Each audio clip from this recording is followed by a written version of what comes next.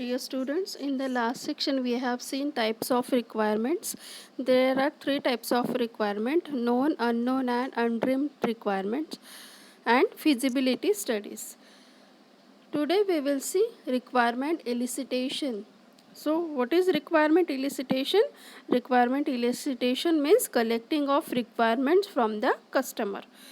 This requirement elicitation technique is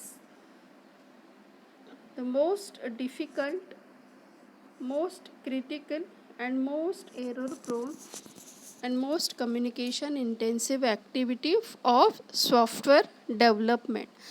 So requirements can be gathered or it can succeed only through an effective customer developer partnership or relationship, because all the requirements are in the user's mind. So we have to know what is in the user's mind. So it is necessary to draw these requirements from the user's mind, and we have to understand what is the expectation of the user from the desired software.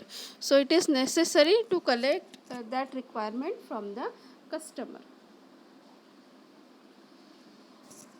It is the activity that helps to understand the problem to be solved.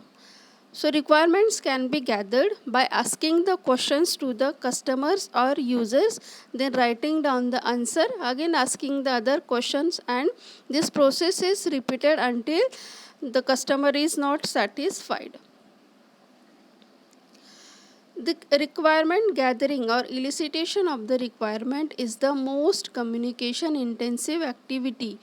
It requires the continuous communication between the developers as well as customer. But in this, the problem is that the developers and users have different mindset. They have different expertise and vocabularies. So because of this, because of the communication gap, there are chances of conflicts that may lead to inconsistency in the requirement, misunderstanding in the requirement and omission of the requirement.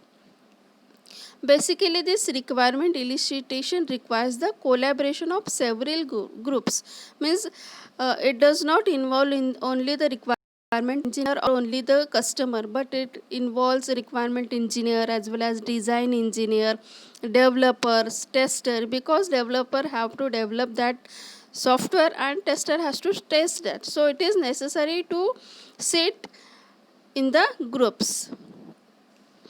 And on the other hand, the customers and users have a solid background in their domain. They have the expertise in their domain and have the general idea of what the software should do, but they don't have a knowledge of software development process.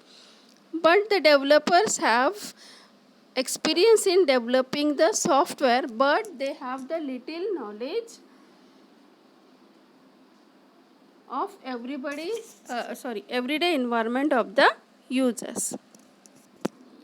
So it is necessary to sit in the groups, ask the questions to the customers, and according to that finalize the requirements. So there are number of requirement elicitation methods, but some people think there is only one method that is applicable to all the situation, but that is not the case. There are various techniques through which we can collect our requirement.